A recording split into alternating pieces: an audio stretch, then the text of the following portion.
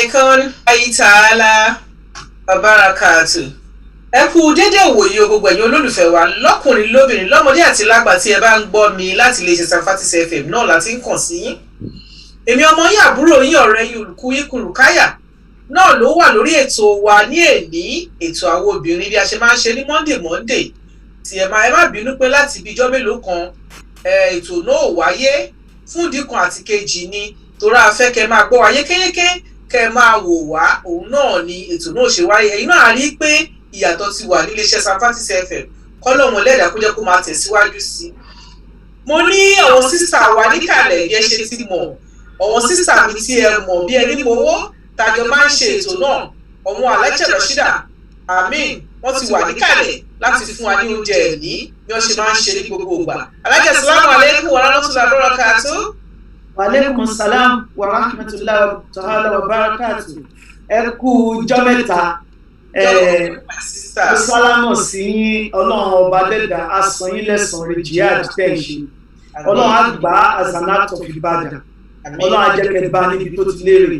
Ọlọ́run ọba dẹ́dà á glorify effort yín ìdíjẹ́ kẹ́ ṣe lásán. Inshallah kudratullah. Gbogbo pẹ́pẹ́ fúru yín billahi rabbil alamin á jẹ́ tẹ̀wọ́ gbà níwájú Ọlọ́run. Ẹ kú gbìyànjú ẹ kú jihad. Ọlọ́run asán yín lẹ́san rẹ̀ bá níbi tó ti lérè. Mo sálámù sí brother wa náà our engineer in the house Ọlọ́run bá dẹ́dà á glorify effort tí yín náà kò ní jẹ́ kó jẹ́ ìbàlẹ́jọ́ aburú fún ẹnìkọ̀ọ̀kan wa gbogbo etí tó máa gbọ́ lecture tá a fẹ́ ṣe lónìí àtẹ́tà tí ń ṣe previously kò ní jó jẹ́ ìbàlẹ́jọ́ aburú fún wa Ọlọ́run á ṣe ní ìṣokùnfà dáyà dáadáa fún wa Ọlọ́run á make ẹ̀ ní a source of making our life better and our deeds better and our actions more acceptable in the light of the Quran.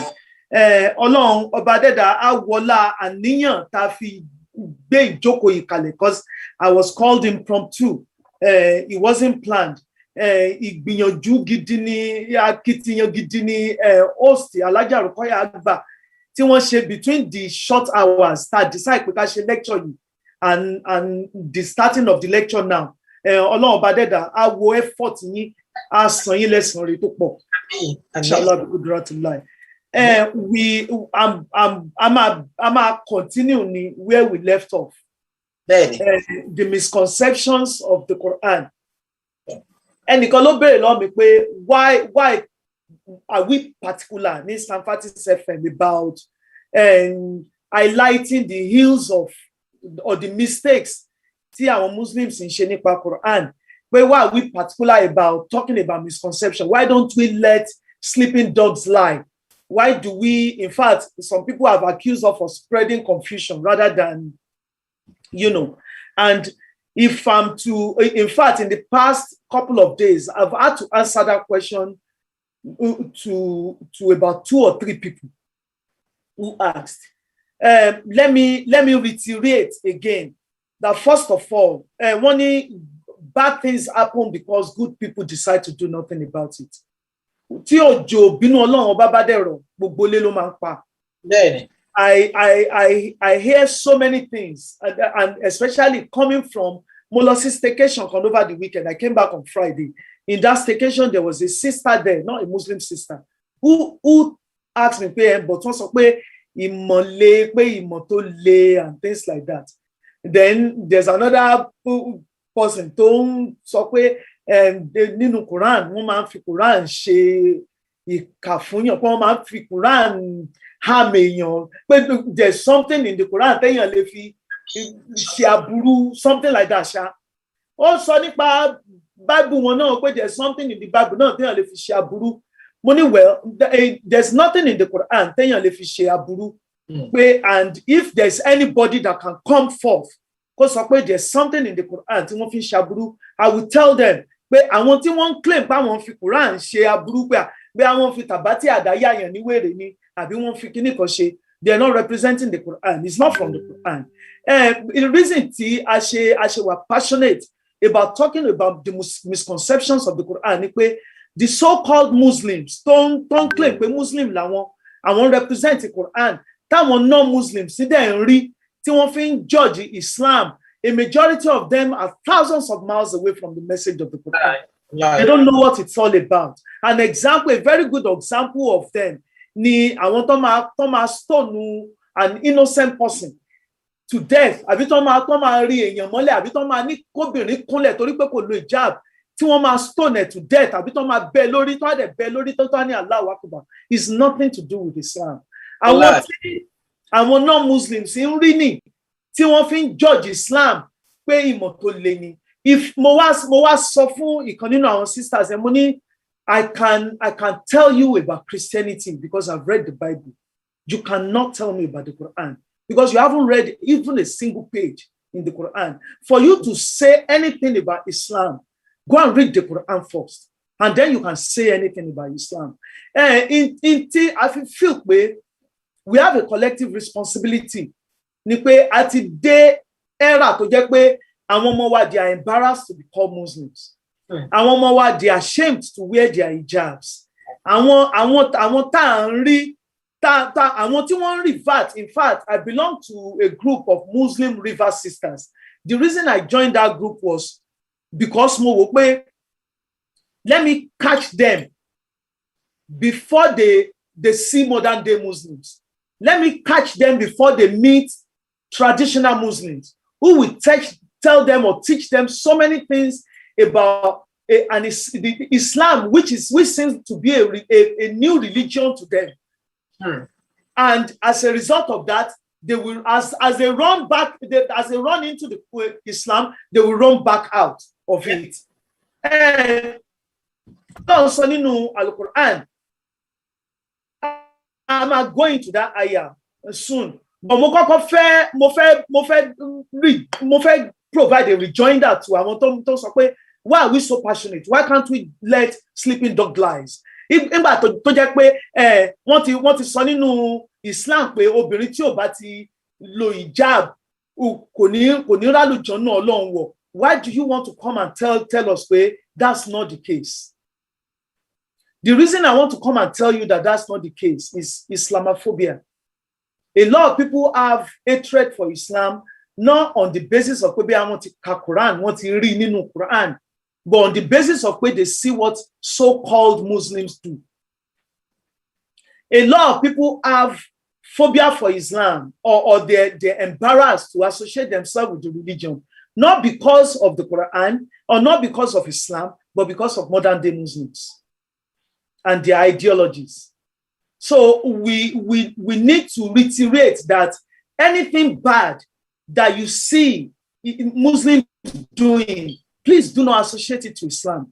Anything bad that you see Muslims doing, please do not attach it to the teaching of the Prophet of Islam or to the teaching of the Quran. Because after all, Northern Ireland, for many years, they want to bomb innocent people. Yeah. We didn't say because of that Christianity is a bad religion. Terrorist is terrorist. Exactly. We didn't say because of that Jesus Christ will teach you when people bomb innocent people. So please, if you see people bombing innocent people or killing people or stoning people to death or I don't know, all sorts of evil that you've seen man do, please, for the fact that they're wearing hijabs or they're dressed in an Islamic way or they're bearing certain certain names you think are Muslim names, please do not associate them to the Quran because it's nothing to do with the Quran. Before you can say anything about Islam authoritatively, you have to go and read the Quran. That's right. If you have not read the Quran, you have nothing to say. If you have not read the Quran, you have nothing, absolutely nothing to say. We enjoy constructive criticisms, but bring me an evidence from the Quran that tells a man to kill another man. Give me just an evidence in the Quran, and then we will debate on that. But please, so we have an imperative response is imperative upon all of us. You know, we have a collective responsibility to defend this faith. That is not from the Quran. Mashumato is not from the Quran. is man-made doctrines. Man-made doctrines. So please, mo ń sọ fún sister mi kan, mo pè wọ́n, mo béèrè lọ́wọ́ wọn pé kí ló wà nínú Quran tó sọ pé obìnrin tó bá ń ṣe menstruation kó má kírun àbí kó má gbé Al-Quran dání. No, mo ní wọ́n fún mi ní hadith tó sọ pé obìnrin tó bá, at the time I was calling her, I had all the books of hadith opened in front of me. Kí wọ́n fún mi ní hadith tó sọ pé obìnrin tó bá ń ṣe menstruation gbọ́dọ̀ kírun.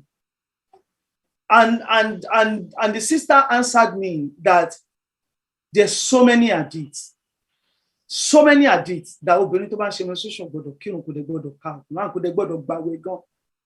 But she can't point to any of it yet. Now she will have to research it. People come out and make claims about Islam, and they didn't find it from the Quran because they didn't say it because they read the Quran and saw it there. They are saying it because somebody has told them. Their imams have told them. Their scholars have told them, or they've heard many people say it. A majority of what we know today is what has been imposed upon us. I can say that for a fact. We are Muslims because when we came into this world, we were told by our parents who brought us into this world that is what they're doing. So that is what we met them doing. So automatically we assume that we're Muslims. Yeah. But you are not a Muslim until you read the Quran and you act upon the Quran. You understand the message of the Quran and you act upon it. Arafi to Arafi, letter to letter, letter by letter, from the first page to the last page. So that's why even I will not confidently come up and say I'm a Muslim. I'm striving to be. I can never completely follow the doctrines of the Quran. It is almost impossible. Let me ask you a question. So let's relate this to what is actually happened in Nigeria or in Afghanistan. Like, okay, let's say the Nigeria one, they were talking about the Muslims are saying that like they are killing non-Muslims and happy about it. And they are trying to say they're going to divide, they want to drive everybody away from their land. They believe Nigeria belongs to them. Can we relate that to Muslim, or I don't know? Are you talking about the Fulani issues? Yes, the Fulani in Nigeria. They relate to Muslim because they were saying you asked a very good question, but before I come into talking in detail about the thing, I quickly said all that I said to answer some questions before we carry on. أعوذ بالله من الشيطان الرجيم بسم الله الرحمن الرحيم إن الحمد لله نستعينه ونستغفره أعوذ بالله من شرور أنفسنا وسيئات أعمالنا من يهد الله فلا مضل له ومن يضلل فلا هادي له أشهد أن لا إله إلا الله وحده لا شريك له له الملك وله الحمد وهو على كل شيء قدير شهد الله أنه لا إله إلا هو والملائكة وأولو العلم قائما بالقسط لا إله إلا هو العزيز الحكيم وأن على ذلك من الشاهدين يا ربي èmi náà jẹ́rìí ìwọ Ọlọ́run ọba torí pé àkọ́kọ́ gbọ́dọ̀ call Ọlọ́run náà. The lecture starts now. Ọlọ́run ọba dẹ́dọ̀ ò ní jẹ́ kó jẹ́ ìbàlejò àbúrú fún wa. You asked a very good question. In fact, I've had arguments based on that same question that you asked. It's very ironic. People always claim that anything tí ìyà tó ń jẹ Yorùbá ní ilẹ̀ Yorùbá pé tó jẹ́ pé ọwọ́ Haúsá àbọ̀wọ́ Fúlàní ní ìyà yẹn ti ń wá pé Ọlọ́run ló mọ̀ọ́mọ̀ gbé àwọn Haúsá àtàwọn Fúlàní lé wa lórí torí pé Muslim ni wọ́n pé torí pé Yorùbá ń ṣẹbọ ìyà yẹn ṣe ń jẹ wọ́n. I've always had this argument with some people without necessarily mentioning names. Mo máa ń sọ pé where we got it wrong is the misunderstanding of what they call Muslim. ẹni tó bá ń tẹ ẹ̀jẹ̀ sílẹ̀ tó bá ń tẹ ẹ̀jẹ̀ ọmọnìkejì ẹ̀ sílẹ̀ kò sí iye ìrun tó lè máa kí kò ń ṣe muslim. So ẹ má sọ pé àwọn mùsùlùmí ń pa àwọn èèyàn Nàìjíríà, ẹ sọ pé àwọn Fúlàní àbáwọn Haúsá àbáwọn tí wọn ò tẹ̀ láṣẹ Ọlọ́run wọ́n ń pa àwọn innocent people. Ìyẹn ni ẹ bèrè question ní ṣé a lè fi in tó ń ṣẹlẹ̀ yìí a lè fi wé Islam àbí a lè fi wé. Can we relate it to anything that happens? We can't. What we can relate it to is the oppression of man. That's what we can relate it to. The oppression of man. Al-Quran sọ pé when you kill a man, it is as if you have killed the whole of mankind. So let somebody bring an excuse. Tí ó fi feel pé they have the right or they have the audacity láti gba ẹ̀mí lẹ́nu ọmọnìkejì. Just let them bring a doctrine tó fún wọn ní that right. So a lè relate eléyìí mọ́ Islam, a dẹ̀ lè relate ẹ̀ mọ́ anything good. All we can relate it to náà ni pé the oppression of man. Al-Quran ní nígbà tí aburú bá dé sí ọmọ ẹ̀dẹ́yàn, ó ní wọ́n á ní àmúwọ́ Ọlọ́run. Ó ní wọ́n á ti gbàgbé pé what about the oppression of man? In tó ń ṣẹlẹ̀ ní Nàìjíríà lónìí yìí is the oppression of man. In tó ń ṣẹlẹ̀ ní Nàìjíríà lónìí is lack of Islam. Mo máa wá sọ fún ẹni tabati ẹni á wá béèrè lọ́wọ́ mi pé kí lèmi wá rò kó lè jẹ́ solution sí in tó ń ṣẹlẹ̀ ní Nàìjíríà. Kò sí in tó lè jẹ́ solution náà ju pé ká come back to the Quran. Ẹni yẹn wá béèrè lọ́wọ́ mi pé báwo ló ṣe fẹ́ sọ fún Christian kó come back to the Quran? When I say the Quran, I'm not talking of the pen and paper or the book that we carry around. I'm talking of the Furqan, the criterion of right and wrong. Ìmáàmọ̀ in tó dáa ṣe àti tí ò dáa. Kéèyàn mọ ìyàtọ̀ nínú méjèèjì until we come back to gbogbo àṣẹ t'Ọlọ́run ti lélẹ̀ fún wa pé báyìí lẹ ṣe ṣe, báyìí lẹ ṣe lólé ayé, báyìí ń tẹ́ bẹ́ẹ̀ sọ ní, bẹ́ẹ̀ ṣe sọ̀rọ̀ ní, bẹ́ẹ̀ ṣe rìn ní, bẹ́ẹ̀ ṣe ní rìn ní. Until we come back to that and we act upon it. Wọ́n wá sọ fún mi pé àwọn Fúlàní torí pé Mùsùlùmí ni wọ́n, pé àwọn Yorùbá dẹ̀ ní wọn ń ṣe Mùsùlùmí, wọ́n ń ṣe bọ. Gbogbo ẹni tó bá ti tako àṣẹ Ọlọ́run ọba Adẹ́dà tí ò bá ti ipò síye ìrun tó lè kí kò ń ṣe Mùsùlùmí. Ìṣẹbọ ni àwọn ni wọ́n ń pè ní mushrikun. Kò síye ìrun tó lè kí. That is the argument tèmi àtẹniyẹ back and forth pé you don't call ẹni tí ò tẹ̀ láṣẹ Ọlọ́run. Ọlọ́run ní ẹ má pààyàn, ẹ pààyàn. Ẹ wá nítorí pé kírun márùn ẹ ní right lórí ilẹ̀ Mùsùlùmí ni yín. Ọlọ́run ní kẹ́ má ṣàbòsí, ẹ ṣàbòsí. Ẹ wá nítorí pé ẹ kírun márùn àbẹ́ ẹ ń gbààwẹ̀ mẹ́jọ, ẹ ní Mùsùlùmí ni yín, ẹ ní right láti ṣe. Ọlọ́run ní kẹ́ má ṣe àbòsí sọ́mọnìkejì. Ìta pè ní ogún Táyé àti Kẹ́hìndé tí Táyé bá mú tó jẹ ogún Kẹ́hìndé mógún, kó má sọ pé torí pé òun kírun márùn òun ní right láti ṣe. Àbí kó má sọ pé torí pé Kẹ́hìndé ò kírun òun Táyé lòun kírun, ẹbọ ni Kẹ́hìndé ń ṣe òun Táyé lòun ṣẹbọ, òun ní right láti gba right ẹ̀. Ọlọ́run ò fàyè sílẹ̀ fún wa ká ṣe bẹ́ẹ̀, ká yanra wa jẹ. Ìyanra ẹni jẹ́ ìtàjẹ̀sílẹ̀. Àwọn ẹni tí mo máa bá jù máa sọ pé ìyà tó ń jẹ Yorùbá torí ìtàjẹ̀sílẹ̀ ni. Ìtàjẹ̀sílẹ̀ in what sense? Wọ́n ní wọ́n bọ Ògún, wọ́n bọ Ṣàngó, wọ́n bọ gbá, wọ́n bọ àwò.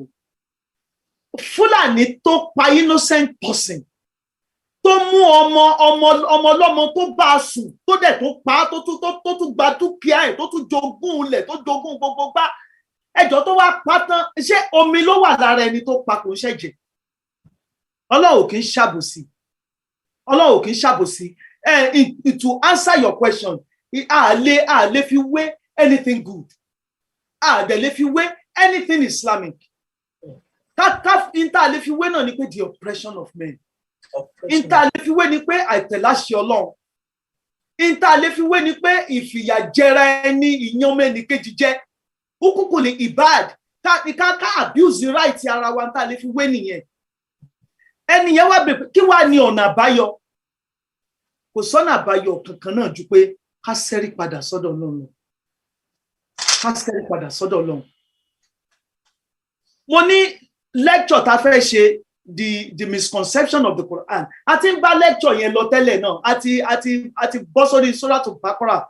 Ó dà yẹn pé the last lecture a sọ̀rọ̀ nípa the first 5 verses. Yeah, the 5 verses in Baqarah. The first five verses. Briefly, I will quickly go back to it. I will continue. Taba le share another lecture next week.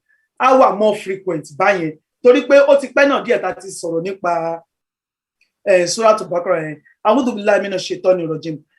Nínú Surah Al-Baqarah is like ìdáhùn sí ìbéèrè tá béèrè nínú Surah Al-Fatiha. Àní k'Ọlọ́run fi wá mọ̀nà. Ìjìnà siratal mustaqim. Ojú ọ̀nà Ọlọ́run pọ̀ jantirẹrẹ. Ojú ọ̀nà kan làwọn tí wọ́n lọ sórí ilẹ̀ onílẹ̀ tí wọ́n trample upon them, tí wọ́n pa gbogbo ẹ̀mí tí wọ́n bá ń bẹ̀. Ojú ọ̀nà kan làwọn yẹn náà wà. Ojú ọ̀nà kan lẹni tó sọ pé ń ṣe báyìí fún ẹ lọ́la tó dẹ̀ strive títí tó dẹ̀ make sure pé òun ṣe. Ojú ọ̀nà kan làwọn yẹn náà wà. Àwọn tí wọ́n tẹ̀lé àṣẹ Ọlọ́run to the letter, tí wọ́n bẹ̀rù pé tí n bá sọ ha ṣé mo rí sọ, tí n bá sọ bí ṣé mi ní rí bínú Ọlọ́run. Ojú ọ̀nà kan làwọn yẹn náà wà. Ọlọ́run ọba dẹ́dà, ọ̀nà tọ́lọ́run ọba dẹ́dà wá yọ́nú sí, torí pé kò ń ṣe gbogbo ojú ọ̀nà tá kà sílẹ̀ yìí lọ́lọ́run yọ́nú sí. Àwọn kan lójú ọ̀nà parun ni wọ́n wà, àwọn kan sì wà lójú ọ̀nà gbàlà. Ọ̀nà náà ni gbogbo ẹ̀, Ọlọ́run náà ló ní gbogbo ẹ̀. Yà wá bẹ̀ Ọlọ́run ọba dẹ́dà nínú Surah Al-Fatiha pé k'Ọlọ́run fi wá mọ ọ̀nà. Kó má jẹ́ ọ̀nà àwọn tó jẹ́ pé àwọn ghayril maghdubi alayhi wala dhalin, àwọn tọ́lọ́run tí wọ́n ti yapa kúrò lójú ọ̀nà Ọlọ́run. Tó pé they deserve the wrath of Allah by their deeds. Àbí wọ́n ṣe ń lólé ayé. Irú wọn làwọn tá sọ̀rọ̀ wọn lẹ́ẹ̀kan yẹn. Àwọn ọ̀ràn kan wà ní Nàìjíríà tó jẹ́ pé àwọn fẹ́ trample upon right everybody tí wọ́n bá. Irú àwọn ghayril maghdubi alayhi wala dhalin. Ọlọ́run má kà wá kún wọn. Ìtọ́nisọ́nà tá wá béèrè lọ́dọ̀ Ọlọ́run wá dá wa lóhùn nínú Surah Al-Baqarah.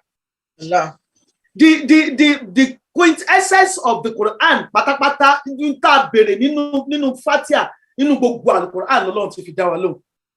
Ṣùgbọ́n ìtorí pé àrílì tẹ̀láṣẹ Al-Quran ọ̀hún gan àti kúrò lójú ọ̀nà, ìfinimọ̀nà yẹn pátápátá we've been deprived of it. Ó lọ́rọ̀ wa ò ṣe yéra wa. Tí àwọn Muslim River Sisters group tí mo ní mo wà yẹn, it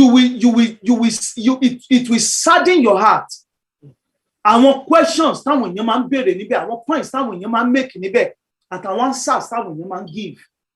Tó jẹ́ pé I won't be surprised if they have sent a lot of those River Sisters, if they have sent them back away from the path of Islam. It is unfortunate. Kò sí ìparíparí oore náà ni pé títọ́gbà tọ́lọ́run sọ pé àṣìfà ní Al-Quran. Kọ́lọ́run ọba dẹ́dà kó jẹ́ àrí mẹ́rìtì tó jẹ́ ìtàlùkùrán, oore tàlùkùrán jẹ́ tó róore làlùkùrán. Ṣùgbọ́n kò ń ṣe gbogbo èèyàn lọ́lọ́run máa fún. Kò ń ṣe gbogbo èèyàn lọ́lọ́run máa jogún ẹ̀ fún.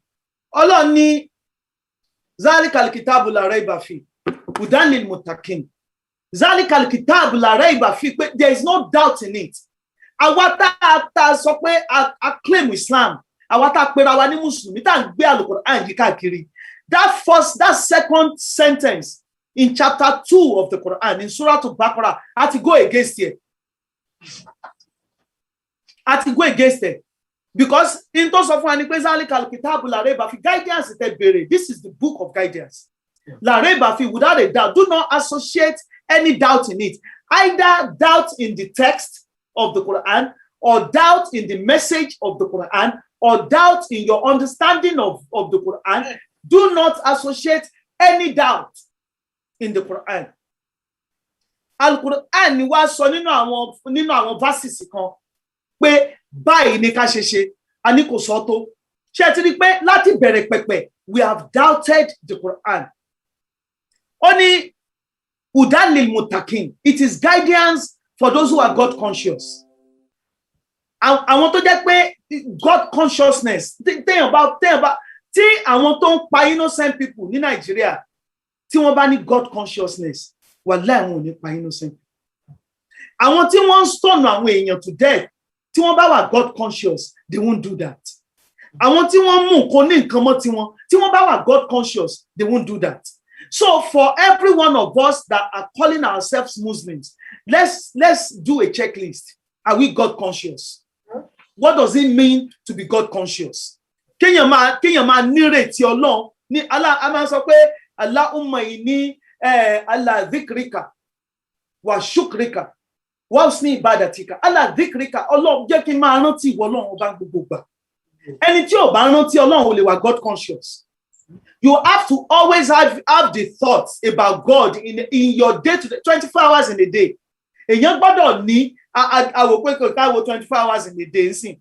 Nínú ẹ̀ àbí ó kéré pátá àti fi 6 hours sùn. Nínú 24 hours yẹn, ó kù èlò, ó kù bí 18 hours. Nínú 18 hours yẹn, irú kọ́ láti ẹ̀ nírú àwa yìí ni, á ti fi bí 5 hours tójọ́. Na nínú yẹn náà àti lọ ṣe pé kò pọ̀ mọ́. Nínú yòókù tó kù, mélòó la fi rántí Ọlọ́run, mélòó la fi ṣe dáadáa, mélòó la fi sin Ọlọ́run.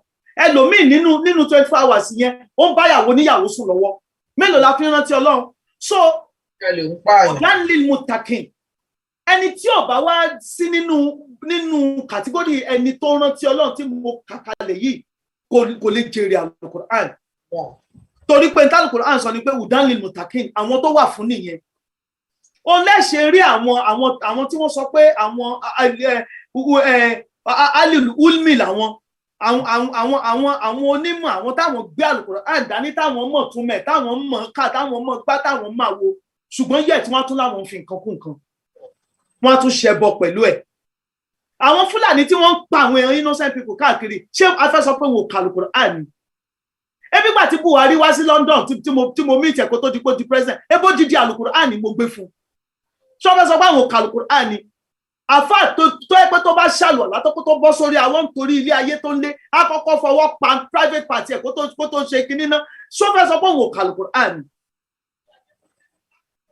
Ẹlẹ́yà àfíìsì Al-Quran tó jẹ́ pé bó ṣe ń bọ́kùnrin sùn àkọ́kọ́ sùn ló ń bọ́kùnrin èkejì sùn. Ṣé wọ́n fẹ́ sọ pé àwọn ka Al-Quran ni? Olófin jẹ́ pé kò ṣe ọgbẹ́ni tó ka Al-Quran l'Al-Quran máa wúlò fún. Ọ̀dánlil mutakin. Unless you are God conscious, you can never really reap the benefits of the Quran. Ó ní alladhina yu'minuna bil ghaib. Àwọn àpèjúwe àwọn èèyàn mẹ́ta ni Al-Quran ṣe. Mò ń bọ̀, jẹ́ kí n wo 3 categories of people: the righteous, the unbelievers, and the hypocrites. Àwọn mẹ́ta tí verse yìí, tí the first 5 sentences of Surah to Baqarah to bá wí nìyẹn. Those who believe, those who acknowledge, those who do not believe, the kuffar and the hypocrites. Àkọ́kọ́ wá ní àwọn tó believe, àwọn allazina yu'minuna bil ghaib, àwọn tó jẹ́ pé ní kọ̀rọ̀ yàrá wọn tún gbà fún wọn Ọlọ́run Ọba. Tí wọn ṣàbòsí fẹ́ pé wọ́n tún àwọn kan wọ́n máa ń pè wọ́n ní Oreo. Ẹ pé Oreo dúdú níta ó funfun nínú. Àwọn yẹn wọ́n funfun níta ni ṣùgbọ́n wọ́n dúdú nínú. Àwọn yẹn kọ́ àwọn tó jẹ́ pé wọn ò ṣàbòsí pẹ̀lú wọn Ọlọ́run Ọba. Nígbà tí wọ́n ní wọ́n ṣe tòun, nígbà tí wọn ò ní wọ́n ṣe tòun, nígbà tí wọ́n rí wọn kedere wọ́n ṣe tòun, nígbà tó wà kọ̀rọ̀ yàrá wọn ṣe tòun. Àwọn àfáà kan wà pé níta àfáà la mọ̀ wọ́n sí, èèyàn Ọlọ́run la mọ̀ wọ́n sí. Àwọn pásítọ̀ kan wà tó jẹ́ pé níta pásítọ̀ la mọ̀ wọ́n sí, èèyàn Ọlọ́run, man of God ni wọ́n máa ń pè wọ́n. Wọ́n á ní God kọlu àwọn, man of God ni gbogbo wọn ni wọ́n ń pè wọ́n. Ṣùgbọ́n nínú kọ̀rọ̀ yàrá wọn wọ́n láwọn fi nǹkan kún nǹkan. Wọ́n lọ́pẹ̀lẹ̀ tí wọ́n ń dà. Ọ̀rẹ́ mi kan ló nígbà kan àwọn ní problem pé òun àtọkọ òun, àwọn bá lọ bá pásítọ̀ kan. Ó ní báwọn ṣe, ó ló ní káwọn wá bò ní church yẹn. Báwọn ṣe dé church yẹn, ó ní bó ṣe ní pé káwọn máa bọ̀ ní ibi ní Yẹ̀wù. Pé pàtó kan sọ pé ní Yẹ̀wù, báwọn wò pé àgbẹ̀ Yorùbá náà ló kúkú sọ èdè. Wọ́n láṣẹ tó ó mọ tó ń sọ Ìyẹ̀wù náà nínú lẹ́yìn church yẹn ló ní yàrá kan sí. Ó ní bó ṣe da ọ̀pẹ̀lẹ̀ bolẹ̀ nìyẹn fáwọn. Ó láwọn àtọkọ òun wojú ara wọn pé pásítọ̀ kìíní wòlíì olùwò àbí kí ni wọ́n máa ń pè wọ́n láyé. Ó ní bó ṣe dọ̀pẹ̀lẹ̀ sílẹ̀ nìyẹn. So àwọn yẹn kọ́ àwọn tó jẹ́ pé wọn ò ṣàbòsí pẹ̀lú wọn Ọlọ́run Ọba. Alimul ghaib. Ó ní alladhina yu'minuna bil ghaib. Tá pé yu'minuna bil ghaib tí wọ́n tún gbàgbọ́ nínú kọ̀rọ̀. There's a lot of mistranslation of this verse. wọ́n máa rò pé bóyá àwọn tí wọ́n gbàgbọ́ nínú tí wọn ò rí ni ṣùgbọ́n àwọn tí wọ́n gbàgbọ́ nínú nǹkan kọ̀kọ̀ nígbà tẹ́nìkan kò rí wọn ní kọ̀rọ̀ ni wọ́n tún forí balẹ̀ fún wọn Ọlọ́run ọba wọ́n ṣe ń ṣe níta. Ó wá ní wayukimuna salat, àwọn tó jẹ́ pé they stand up to their obligation, they stand up to their commitment, they observe the contact prayer. Ó ní wa mimma razaqnahum yunfikun, àwọn torí pa ti sọ̀rọ̀ lórí àwọn verses ni mo ṣe ń rọ̀ṣẹ̀ látàn ti reiterate àwọn past lectures in case ká fi rán wa létí ni. Ó ní wa mimma razaqnahum yunfikun, ó láwọn tó jẹ́ pé gbogbo ń ta fún wọn ẹni tí ò ní nípìn nínú ẹ̀ kò ń ṣowó nìkan lèèyàn fi máa ní tí Al-Quran ń pè ní arzik kò ń ṣowó nìkan ní rizik, ìmọ̀ náà rizik ni,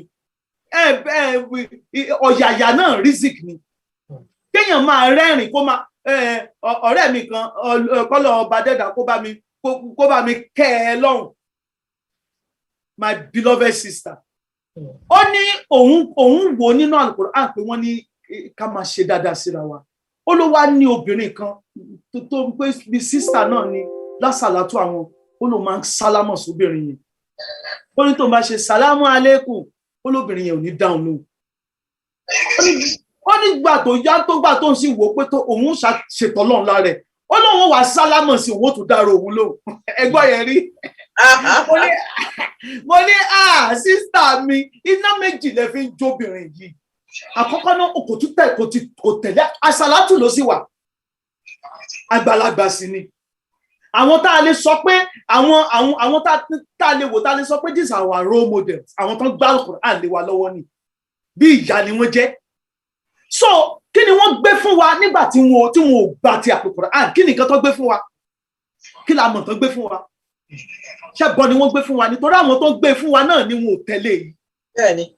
Mo wá sọ fún sísítà mi ọmọ ní ẹ dákun torí Ọlọ́run ń ṣèyàn dáadáa, ẹ gbọ́dọ̀ dára yín ló mọ̀ tẹ́ àbí kẹ́ má tiẹ̀ kí mọ́, iná méjì lẹ fi ń jóbìnrin. Iná pẹ́ kí Ọlọ́run sì ní gbogbo ẹni tó bá kí yín pátápátá, if you cannot give them what is better, give them at least the same. Ẹ ra àwọn ìjà sísítà mi àwọn tiẹ̀ wọ́n tiẹ̀ mo experience it so many times. Ẹ máa kí wọn báyìí Muslim rí pé rí jáàbù lára pé assalamu alaikum ò ní dá yín lò. Ẹjọ́ Quran wo làwọn ń kà? So tí a non-Muslim bá ríro attitude yìí, a ní àwọn Mùsùlùmí yẹn mọ́ wọn lé. It's got nothing to do with the Quran. Torí tí Al-Quran sọ ni pé téèyàn bá kí yín, téèyàn bá extend the hand of friendship sí yín, if you cannot give them something better, give them the same. Give them similar. Àwọn kan ní níjọ́ Christmas tẹ́ bá táwọn òyìnbó bá ṣe Merry Christmas nínú wọn dùn tí wọ́n pàdé Merry Christmas, Mùsùlùmí Islam là gbọ́dọ̀ dá wọn lóhùn. Ibo lẹ ti gbọ́ra dáradára yẹn? Islam wo ló sọ fún yín bẹ́ẹ̀? Islam wo ló sọ fún yín bẹ́ẹ̀? Ṣé yẹn mí pé ẹ ti di Christian tẹ́ bá dá wọn lóhùn ni àbí yẹn mí pé ẹ ti ṣẹbọ pẹ̀lú Ọlọ́run? Islam wo ló sọ fún yín bẹ́ẹ̀? Islam says if somebody extends an act of friendship to you, give them better or at least the same. In Islam, so we've got so many things misconstrued in the Quran. Ọlọ́run wá ní wọ́n ní ẹ mọ̀ pé àwọn hadith náà wà tó ní ajá ò dá Islam ilé tájá bá wà àwọn angel máa ṣépè fún yàn àwọn kinní kan. Nítorí ẹ̀ àwọn cab drivers tó jẹ́ Muslims tí wọ́n bá rí afọ́jú pẹ̀lájẹ́ nílùú yìí wọn ò ní gbé.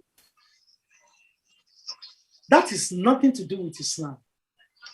Ìwà ìdá ìwà burúkú nìyẹn. Àní pẹ́ mọ́ pẹ̀lú ògo Ọlọ́run a máa continue ní orí Bitter Day torí another program another program. Ọlọ́run bá dẹ́dà ètà gbọ́ yìí ọ̀rọ̀ pọ̀ nínú ìwé kọ́bọ̀. Ṣùgbọ́n ẹ̀yin ọmọ ìyá mi, please listen. Honestly, please listen. Kò ní jẹ́ kàyéfì fún mi, kò dẹ̀ ní jọ mí lójú tẹ́ ẹ bá listen torí pé mo mọ̀ pé bí àwọn àpèjúwe àwọn àpẹẹrẹ tálùkù à ń ṣe fún wa, Ọlọ́run ti sọ gbogbo àwọn ọ̀tá àwọn ẹni tí wọ́n ti lọ níwájú fún wa. Báwo lè dé èèyàn, we are obstinate in nature. But do not limit yourself to what I tell you or what people tell you. Increase your own knowledge. Read the Quran. The Quran is access to everybody. Ọlọ́run fi sọ pé Allah mal Quran. Ọlọ́run bá dẹ́dà kò ní ṣe lè ní àsọmọ fún wa. Ọlọ́run ní jẹ́ kó jẹ́ balẹ̀jọ àbúrú fún wa. Èyí tá a bá sọ tá a bá ṣiṣẹ́ Ọlọ́run bá dẹ́dà mọ́ ṣàforíjì fún wa. Ṣàforíjì fún wa. Rabbana hab lana min azwajina wa dhurriyyatina qurrata a'yun waj'alna lil muttaqina imama. Rabbana afrigh alaina sabran wa tawaffana muslimin. ربنا افرغ علينا صبرا وثبت اقدامنا وانصرنا على القوم الكافرين ربنا لا تؤاخذنا ان نسينا او اخطانا ربنا ولا تحمل علينا إصرا كما حملته على الذين من قبلنا ربنا ولا تؤاملنا ما لا طاقة لنا به واعف عنا واغفر لنا وارحمنا انت مولانا فانصرنا على القوم الكافرين اللهم انت ربي لا اله الا انت خلقتني وانا عبدك وانا على عهدك ووعدك ما استطعت أعوذ بك من شر ما صنعت أبوء لك بنعمتك علي وأبوء بذنبي فاغفر لي فإنه لا يغفر الذنوب إلا أنت اللهم إني أمسيت أشهدك وأشهد أمالة عرشك وملائكتك وجميع خلقك أنت الله أنك أنت الله وحدك لا شريك لك وأن محمدا عبدك ورسولك سبحانك رب العزة عما يصفون والسلام على المرسلين الحمد لله رب العالمين السلام عليكم ورحمة الله وبركاته. وعليكم السلام warahmatullahi ta'ala wabarakatuh. Ẹ ṣé mo dúpẹ́ my sister. Ó dàbí ká má lọ mọ́ náà ni torí pé kí Ọlọ́run kó wà pẹ̀lú Ọlọ́run ló ní àsìkò àti déédéé.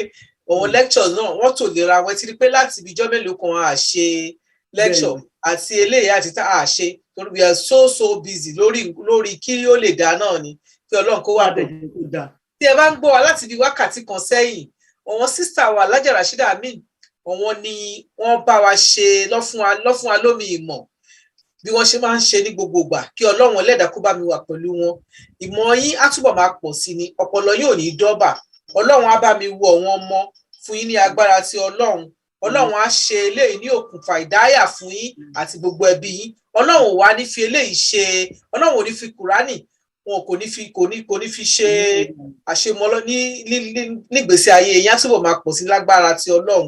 Ìmọ̀ yín á túbọ̀ máa pọ̀ sí ni, ọpọlọ yín ò ní dọ́bà ní agbára ti Ọlọ́run. Gbogbo nǹkan tó jáde ní ara yín Ọlọ́run Ẹlẹ́dàá lọ́jọ́ èní kò ní kẹ́ rí aburú nínú ẹ̀ lágbára Ọlọ́run. Oníwájú yóò wà ní kẹ́yìn, ẹlẹ́yìn ò ní síwájú fún yín lágbára lọ́tún mọ̀ pa ṣì ní màmá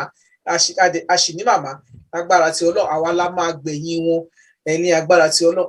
Lọ́la bísímìlá iná àti iná bismillahir rahmanir rahim ina atena kaleka usara fasalili robika wale ina shali aka wala ta. Ẹ ṣé mo dúpẹ́ my sister, Ọlọ́run á bá mi wà pẹ̀lú yín, ojú òní tì yín, àtúmọ̀ àríbá ní agbára tí Ọlọ́run kí ẹ pàdé wa lórí ètò yìí lásìkò kan náà ní aago méje níjọ́ Monday tó ń bọ̀ lágbára tí Ọlọ́run. A máa tẹ̀síwájú lórí Suratul Baqarah àbí a máa tẹ̀síwájú.